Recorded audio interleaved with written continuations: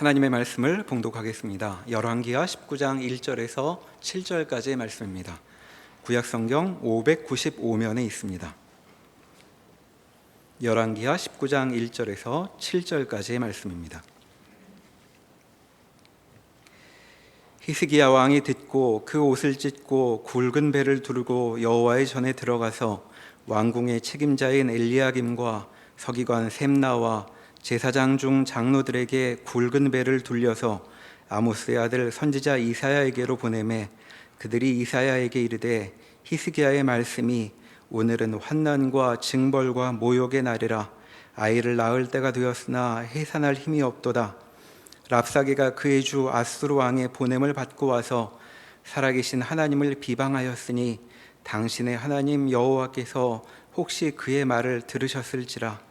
당신의 하나님 여호와께서 그 들으신 말 때문에 꾸짖으실 듯하니 당신은 이 남아있는 자들을 위하여 기도하소서 하더이다 하니라. 이와 같이 히스기야 왕의 신복이 이사야에게 나아가니 이사야가 그들에게 이르되 너희는 너희 주에게 이렇게 말하라. 여호와의 말씀이 너는 아수르 왕의 신복에게 들은 바 나를 모욕하는 말 때문에 두려워하지 말라.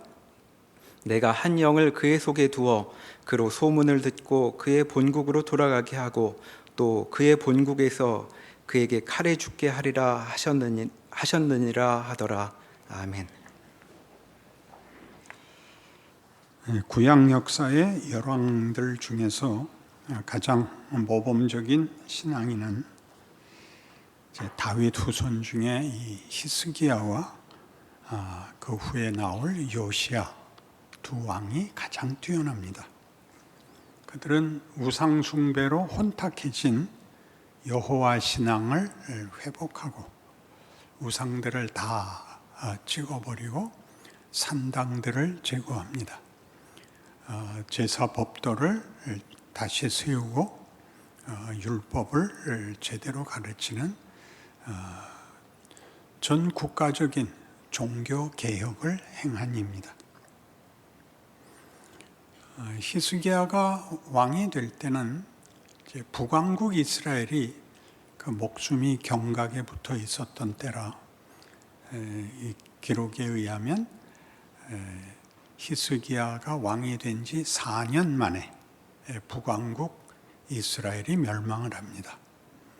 북왕국을 멸망시킨 나라는 아수르입니다. 주로 남북 왕조의 주적은 북왕국 이스라엘 위에 있던, 지리적으로 위에 있던 아람이 가장 큰 적이었는데 그 위에, 그 윗지방에 있던 아수르가 세력이 점점 커져서 아람도 멸하고 북왕국도 멸하고 그리고 오늘 우리가 보는 히스기야 14년에 와서 예루살렘을 포위해서 성중의 백성들이 굶주리고 그 운명이 바람 앞에 촛불같이 됩니다. 히스기야는 간절히 기도를 하고 하나님은 이사야를 보내서 걱정하지 마라. 이 당시 아수르 왕 이름은 여기에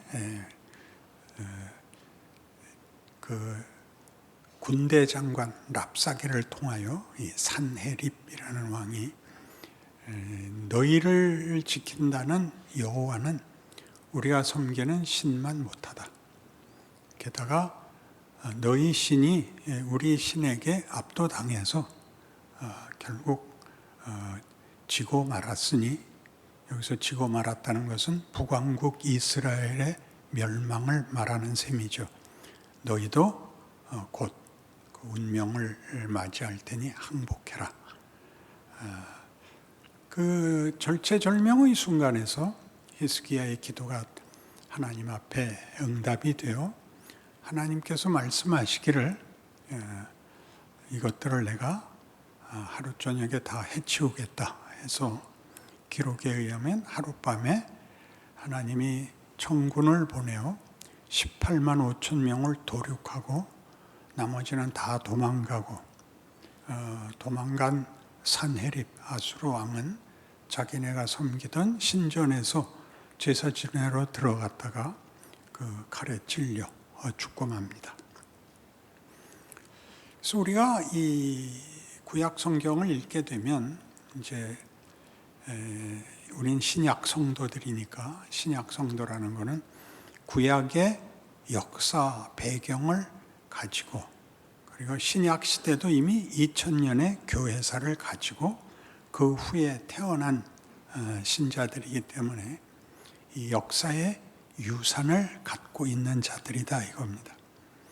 우리는 그 이스라엘의 멸망뿐 아니라 유다의 멸망도 알고, 그들이 회복되었으나 예전만 같지 못한, 그리고 하나님도 외면한 400년의 시간이 지난 후에야 예수님이 등장하시고 이제 구원을 이루시고 교회를 세우시고, 우리는 그 2000년의 은혜의 시대를 보낸 사람으로서 우리의 신앙은 예수를 믿고 예수를 믿어서 가지게 된 기독교 신앙이 국가나 사회적으로 힘을 쓰는 유산, 분위기 속에서 신앙생활을 하고 있는 셈입니다. 우리가 보통 중세라고 일컫는 1000년 동안의 세월에는 지상의 왕들보다도 성직자들이 더 큰 세력을 가져서 교황이 모든 왕들의 우두머리가 되고, 대부분의 나라들의 왕정 통치를 할 때도 왕이 그 왕가에서 나온다 할지라도 실제적인 권한을 가진 국무총리는 보통 그 주교들이거나 추기경들이었습니다. 영화를 보시면 보라색 옷을 입고 있는 성직자 겸 공직자인 그 배역을 더러 볼 수 있습니다. 그래서 이 히스기야에 충성된 그 신앙의 태도, 종교 개혁과 여호와 신앙을 회복시킨 것이 이 전쟁의 승리를 가져왔다 하는 것은 우리가 성경을 읽을 때마다 거듭 반복하고요 확인하지만, 하나님께 매달리고 진실하면 전쟁도 이기게 해준다라는 공식은 사실 성경에서는 아닌 경우가 더 많습니다. 아닌 경우라는 것은 예를 들면 사무엘상 4장에 아직 왕이 생기기 전에 이스라엘 백성이 블레셋의 침입을 받아 적들과 싸우다가 패하게 되고, 패전한 후에 이제 반성을 하게 됩니다. 하나님을 모시고 나가지 않아서 우리가 졌다. 그러니 하나님을 모시고 가자. 그래서 하나님을 모시고 가는 방법을 실로에 안치되어 있는 하나님의 법궤를 가져다가 앞장 세우고 가서 다음날 전투에서 그 전날보다 더 많은 사람들이 죽고 법궤까지 빼앗깁니다. 그런데 그 법궤를 뺏어간 이제 블레셋 사람들이 그 얼마나 적군을 물리치고 적군들이 섬기는 신까지 잡아왔으니까 그 신을 자기네가 섬기는 다곤 신전에 갖다 놓고 그 승리에 취해 있는데, 다음날 아침 가보니까 자기네가 섬기는 다곤이 목이 잘리고 손이 잘리고 발이 잘려서 법궤 앞에 무릎이 꿇려져 있는 것을 보게 됩니다. 하나님은 승리하셨지만 하나님은 하나님의 길을 중단할 수도, 누구에게 감히 도전이나 또는 싸움에서 실패를 할 수 없는 분이시라는 것은 증명이 됐지만, 그렇다고 해서 간절히 하나님을 불러 전쟁에 이기게 해달라는 이스라엘에게는 승리가 아니라 패배가, 그것도 처참한 패배가 주어집니다. 근데 오늘은 히스기야에서는 이제 승리를 하게 됐으니까 더 쉽게 간절히 구하면 뭐든지 돼라는 보통 우상을 섬길 때 등장하는 신앙의 등식이 성경 안에 자꾸 성경은 그걸 교정하려고 하는데 독자들은 자꾸 그 신앙, 무속신앙이라는 것은 특별한 대상이 없이 우리가 간절함을 바치면 보상을 받는다는, 그래서 신은 아무래도 좋은 겁니다. 뭐 하늘에 있는 하늘신이나 땅에 있는 땅신이나 부엌에 있는 부엌신이나 누구를 막론하고 나의 정성에 답을 해 주십시오. 이게 이제 무속신앙이죠. 그게 성경에도 늘 들어와서 보통 성경에서는 우상이라 이렇게 명명하는데, 우상이란 내가 원하는 것을 해주는 신을 내가 만든 것입니다. 그러니까 내가 원하는 것을 해주는 신은 다 우상입니다. 하나님은 이스라엘 백성이 하나님이 좋아하는, 하나님이 제정한 제사와 율법과 종교적 모든 일을 다 바쳤으나, 하나님은 이 정성에 대해서 보상을 해주는 것이 아니라 적군이 여호와를 과소평가하고 능멸한 데 대해서 보복을 하십니다. 까불지 마라, 내가 하나님이다 는 하시지만 이스라엘에겐 사실은 승리가 없습니다. 지금은 있다, 그렇습니다. 지금 히스기야 때는 그 하나님이 하나님 된 승리, 그래서 아수르를 물리친 승리가 이 유다 땅의 승리로 보였겠지만, 아시다시피 이제 몇 대 안 가서 이제 남왕국도 멸망당하는 것입니다. 그들도 포로가 되죠. 바벨론에서도 당연히 이들을 잡아갔을 때 그렇게 우리가 믿는 신이 너희가 믿는 신보다 커서 우리가 너희를 이겼다라는 조롱을 하나님이 견디십니다. 그러니까 종교성이나 어떤 그 지극함, 정성, 간절함 같은 것들이 신앙의 내용이어서는 안 되는 것입니다. 그게 신앙의 내용일 때는 아까도 얘기한 것처럼 그 내 소원을 이루어주는 대상 혹은 그 답을 받는 방식이 우리가 아는 도덕성, 그다음에 헌신, 자기 희생, 우리 아하스 때 보았죠? 자식도 제물로 바치는, 이쯤 되면 신도 우리의 간절함에 그 항복하신다라는 등식이 하나님께는 안 통한다. 그 얘기를 사실은 히스기야를 통해서 하고 싶은 겁니다. 그러니까 히스기야는 얼마나 멋진 왕이가 그렇게 얘기하는 것은 그렇게 간단한 문제가 아닙니다. 우리는 이 열왕기가 지금은 보통 얘기하는 팔레스타인 지방, 그러나 당시에는 가나안이라고 불렸던 그 지방에서 일어난 이스라엘의 역사인데, 가나안이라는 곳은 하나님이 이스라엘 백성을 종되었던 애굽에서 꺼내어 들여보낸 나라입니다.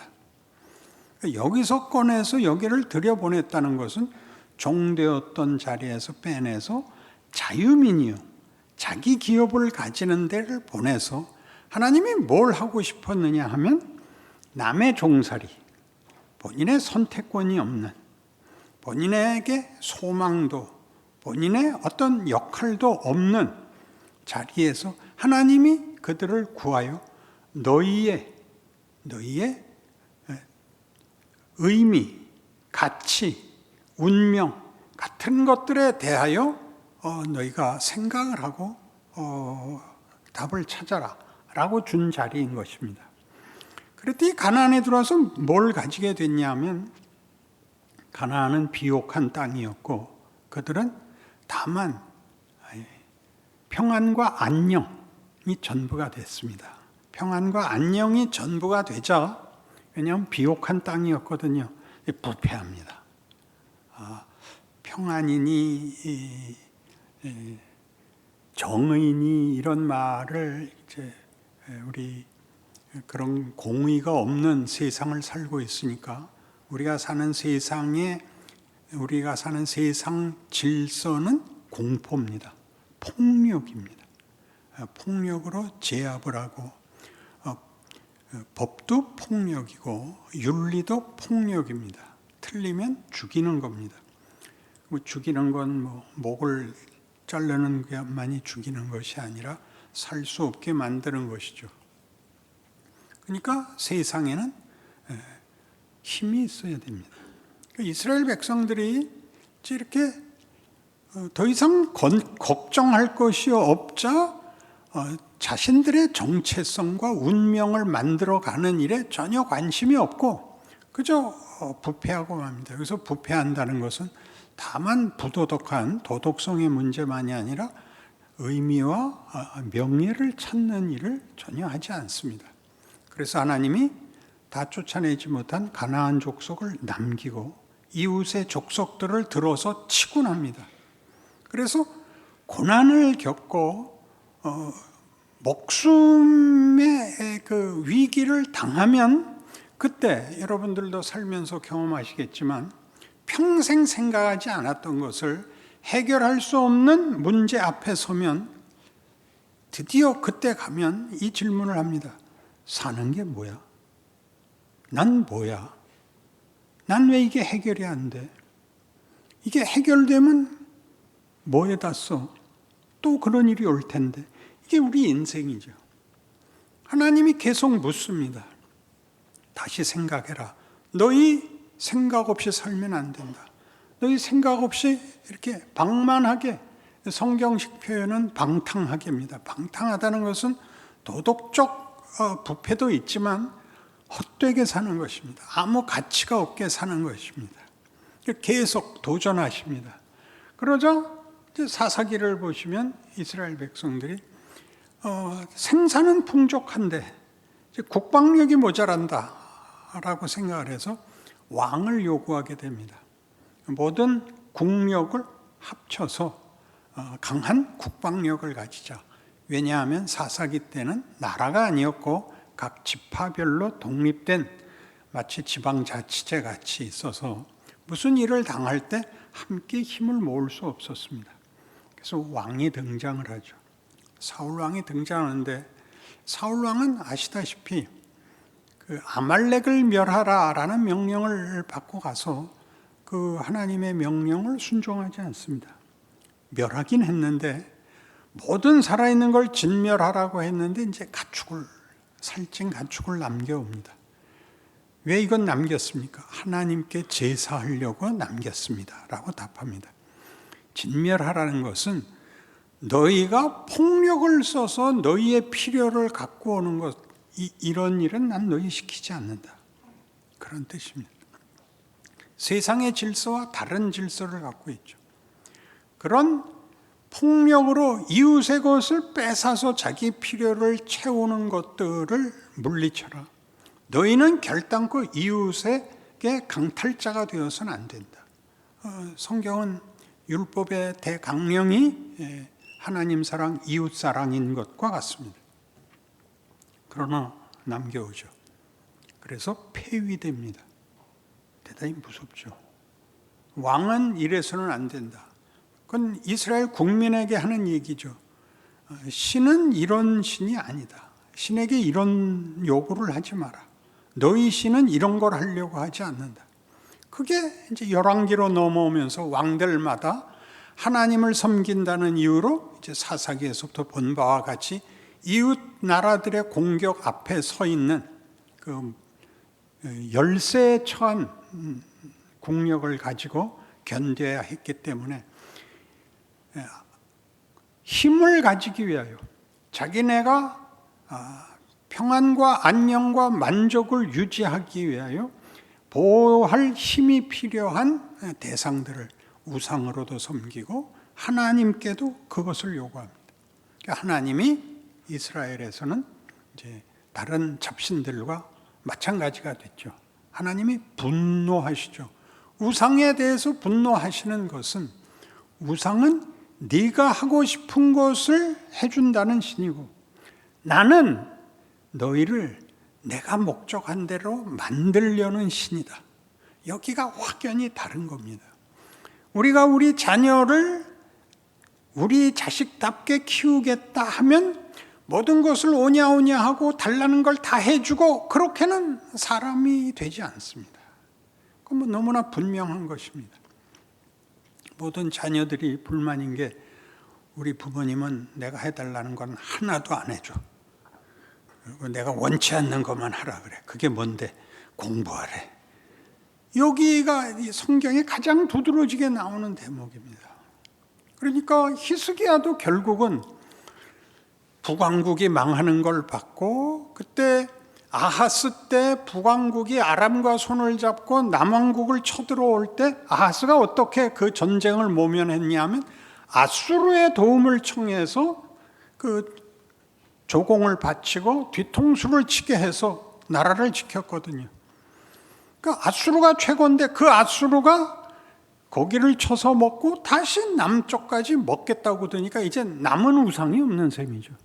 아수르가 섬기는 우상이나 아람이 섬기는 우상들은 답이 안 되죠. 그 우상 자체가 그들이 믿는 신이 공격을 해온 셈이니까 남은 신은 하나님밖에 없는 겁니다.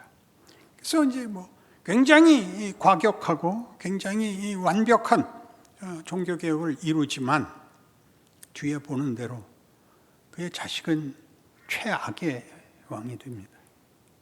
그러니까 이 일들은 이렇게 뭐 진정한 여호와 신앙을 회복한 것이라고 볼 수 없는 일이라 그런 뜻입니다.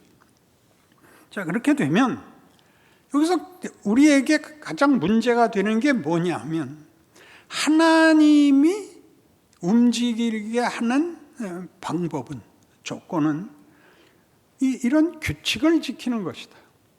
그러니까 아주 제일 많이 왜곡되고 오해되는 신앙상의 오해입니다.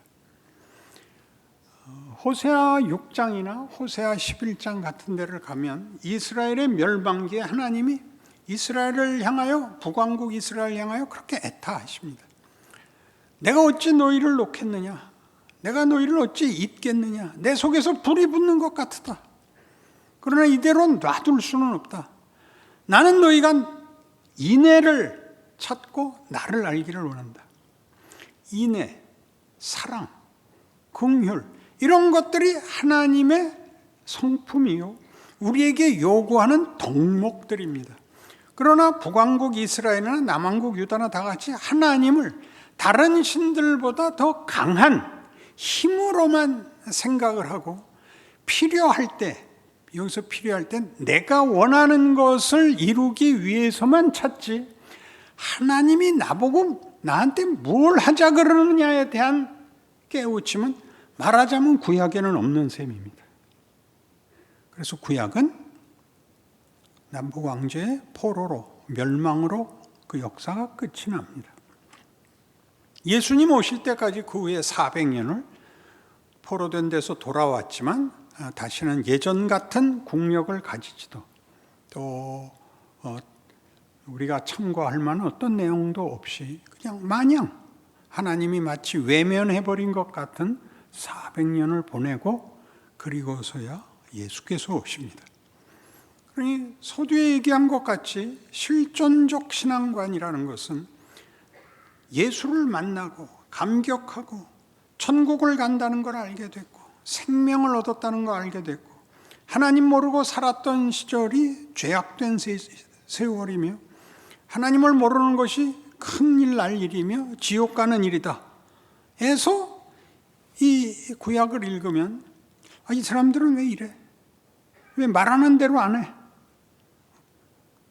출애굽에서 10가지 재앙을 베풀고 홍해를 가르고 구름기둥 불기둥으로 인도하신 하나님이 가데스바네아에서 가나안을 들어가라 했을 때 거부하자, 그래 그럼 너희는 여기서 다 죽어라. 예전에 여러 번 강조했죠. 꺼내주는 것과 여기 들여보내는 건 얘기가 다르다고요. 여기는 내가 해야 됩니다. 여러분 이거랑 같죠. 애가 낳지 않습니다. 애는 애가 나오는 게 아니라 부모가 낳죠. 학교를 보내면 애가 배워야 됩니다. 부모가 배우지 않습니다. 더 좋은 학교를 가면 더 고달픕니다. 학교가 좋다는 것은 언제나 그 학교를 거친 학생이 좋아지는 것이지, 학교가 처음에는 굴이었다가 은이었다가 금이 되었다 이러는 법은 없습니다. 그냥 우리 신약 시대를 사는 우리 성도들이 구약을 읽으면서 구약 내내 하나님이 가장 크게 몸부림치고 그의 백성들과 싸운 것이 무엇인가를 알아야 됩니다. 우리의 소원을 얻어내기 위해서 우리가 하나님 앞에 보상을 받기 위해서 조건이 도덕성과 종교성을 발휘하면 하나님이 그 보상을 해준다라는 등식입니다. 하나님은 보상을 해주는 게 아니라 나를 원합니다. 내가 크고 내가 하나님이 원하는 사람이 되게 해야 되는데, 우린 이번에 1등하면 그 다음엔 학교 안 가도 되지, 이렇게 물어보는 신앙과 고백을 계속 반복한단 말입니다. 한 번도 안 그런 얼굴을 하고 계셔서 그러니 우리 앞에 내가 살면서 이건 뭐지? 하나님 왜 이러시지? 하는 것들이 다 나한테 질문을 한다고요. 성경은 뭐라고 답을 하라 그러는가? 우리 보고 어떡하라고 하는가? 우리 로마서 12장 자주 인용하고 하는데, 너희 삶을 하나님께서 받으실 만한 산제물로 바치랍니다. 산제물, 살아있는 생활로. 그러니까 살아있는 생활, 우리가 결정하지 않은 시대, 사회, 환경, 이웃에 이렇게 던져지듯이 내가 나와 있는데, 거기가 하나님이 우리를 훈련시키는, 말하자면 학교인 셈입니다. 거기서 만나는 사람들, 거기에서 통용되는 어떤 습관, 어떤 질서, 어떤 방식 같은 것 속에 우리가 마음껏 하나님을 섬기지 못하고 마음껏 행복하거나 만족할 수 없는 늘 아슬아슬한 것들이 나를 만든답니다.